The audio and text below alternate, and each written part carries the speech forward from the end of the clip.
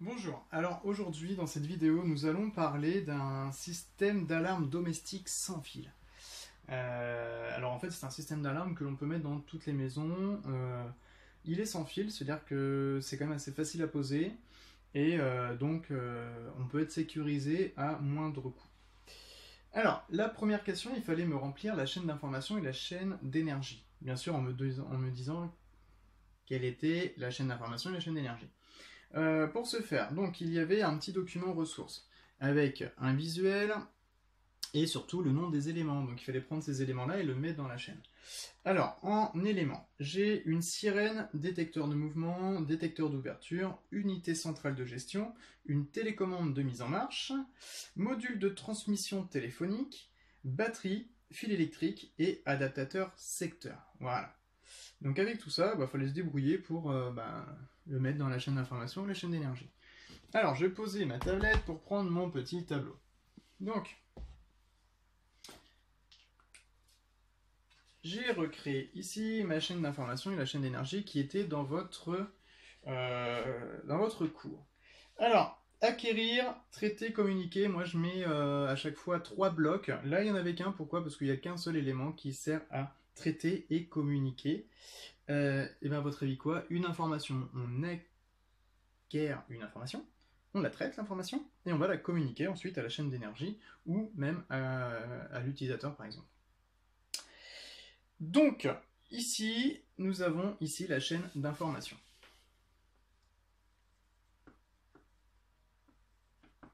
Donc chaîne d'information en haut, donc forcément par déduction, si la chaîne d'information est en haut, la chaîne d'énergie est en bas.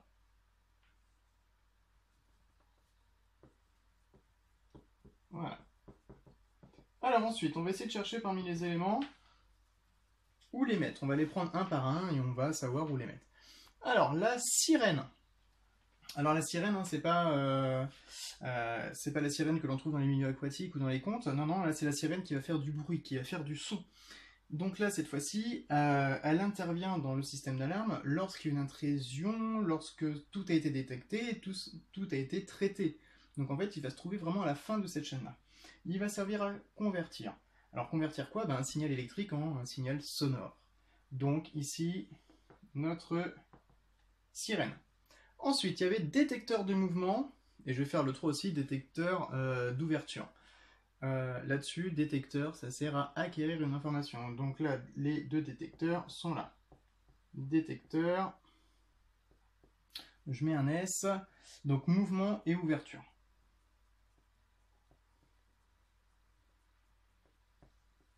Voilà. Donc là, déjà, on en a fait 3.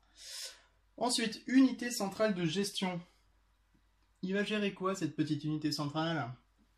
Et en fait, il va gérer, tout simplement, il va gérer le signal, s'il y a une intrusion ou pas. Et ensuite, la communiquer. Et lui, c'est la gestion. Il va gérer le système. Donc, c'est ce qui va servir à traiter et communiquer. Donc là, nous avons l'unité centrale de gestion.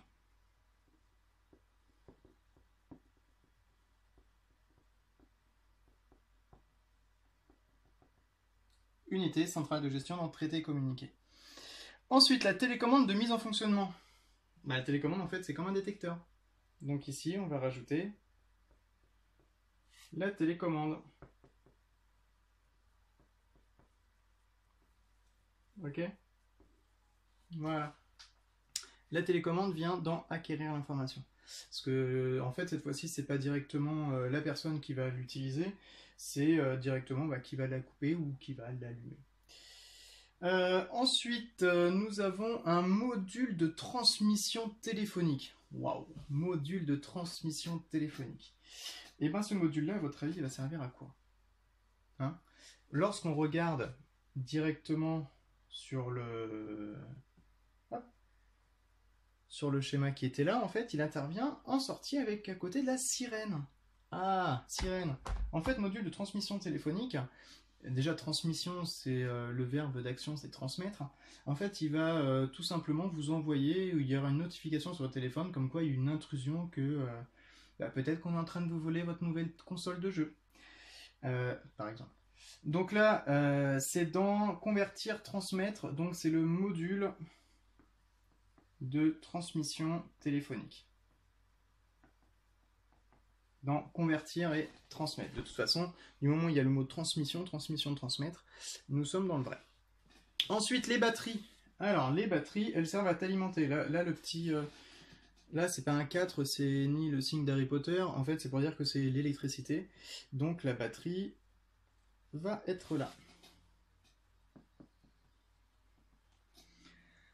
Ensuite, donc là, l'énergie électrique, elle est stockée dans la batterie. Bah oui, pourquoi? Parce que si les voleurs, ils s'amusent, parce qu'il y en a certains, ils sont pas forcément bêtes, ils s'amusent à couper l'électricité dans votre rue. Ah bah oui, eh ben le système d'alarme, s'il est branché directement sur une prise électrique et qu'on coupe l'électricité, bah il n'y a plus rien. Sauf qu'il est sur batterie, en fait, votre système. Donc le voleur aura beau essayer de couper l'électricité, ça ne changera rien, ça sonnera quand même. Cette électricité va forcément circuler dans un fil dans des fils électriques. Donc les fils électriques, ici, ils servent à distribuer l'électricité. Et enfin, l'adaptateur secteur. Il va avec la batterie, parce que c'est bien beau de mettre la batterie, mais à un moment donné, il faut quand même l'alimenter, cette batterie. Et notre système d'alarme, il est aussi branché sur le secteur. La batterie est en secours, comme je vous ai dit tout à l'heure, au cas où si le voleur coupe les fils. Donc là, c'est adaptateur secteur.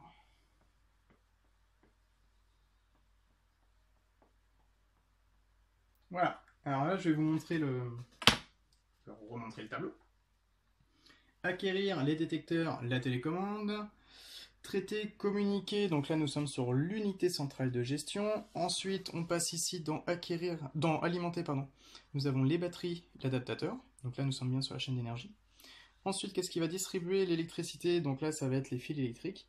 Et enfin qu'est-ce qui va servir à convertir et à transmettre l'information? La sirène. Alors on peut aussi trouver des voyants qui flashent, on peut aussi... il y a des nouveaux systèmes maintenant dans les systèmes d'alarme où on peut bombarder de la fumée pour que le voleur puisse ne plus rien voir et donc partir. Sirène et module de transmission. Donc ça peut être soit transmission pour vous, vous avez une notification, ou alors ça appelle directement un service de gestion qui va venir intervenir sur place, ou alors ça va directement appeler la gendarmerie. Ou voilà. Ça peut appeler tout ça, ou alors ça appelle tout le monde en même temps. Comme ça au moins on est sûr que la maison va être sécurisée. Alors, ça c'était pour la première question où il fallait remplir donc la chaîne d'information et la chaîne d'énergie. Ensuite, donc, quel est le principe de fonctionnement de ces deux types de détecteurs d'intrusion? Je reprends, il y a un détecteur de mouvement et un détecteur d'ouverture. Pour vous montrer tout ça, à quoi ça ressemble physiquement, on va faire un tour à côté de ces deux types de capteurs pour vous montrer à quoi ça sert.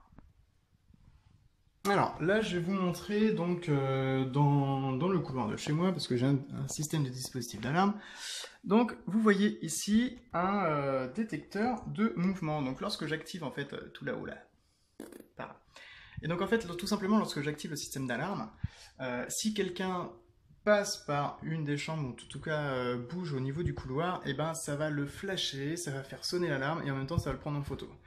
Comme ça j'aurai peut-être sa tête en photo. Donc voilà, pour ça. Maintenant on va se diriger vers un détecteur d'ouverture de porte. Alors bien sûr un détecteur d'ouverture ça va se mettre au niveau d'une porte. Vous le voyez ici en haut. Là nous avons une partie et une autre partie qui est au-dessus. Et du moment où j'essaie de cadrer, on ouvre, forcément les deux parties sont dissociées. On voit bien ici et là ils sont associés. Donc du moment où moi j'appuie sur l'alarme, qui est juste là à côté, si j'appuie, je rentre le code. Donc en fait l'alarme se met en route. Vous voyez, il n'y a pas de fil, il n'y a rien dans le mur ni rien. Et directement ça va mettre en route l'alarme. Si quelqu'un ouvre la porte, ça va sonner. Alors bien sûr, il faut avoir une télécommande pour déverrouiller aussi au niveau du système d'alarme ou directement connaître le code. Pareil, si quelqu'un passe dans le salon, passe dans le couloir, vous avez bien vu tout à l'heure, il y avait donc un détecteur de mouvement. Ça va prendre l'information comme quoi il y a un mouvement dans la pièce et que l'alarme est en route. Donc après, ça va faire sonner le dispositif d'alarme. Et en même temps, prendre en photo. Voilà, donc là, en vous montrant directement quelque chose les deux capteurs physiquement, vous pouvez un peu mieux comprendre le principe de fonctionnement de ces deux types de capteurs. Question numéro 3. Quelle est la nature d'information transmise en indiquant une intrusion, donc analogique ou numérique? On a déjà fait un cours sur les types de signaux analogiques ou numériques. Ici, nous sommes sur du numérique en fait. C'est soit il y a quelque chose, soit il n'y a rien. C'est du binaire, pardon. Soit c'est 0, soit c'est 1. Soit il y a quelque chose, soit il n'y a rien. S'il y a quelque chose, et que bien sûr l'alarme est en route, on sonne. Donc nous sommes sur du numérique. Souvenez-vous la différence analogique, on va prendre plusieurs mesures, plusieurs types d'informations en fait. On va avoir plusieurs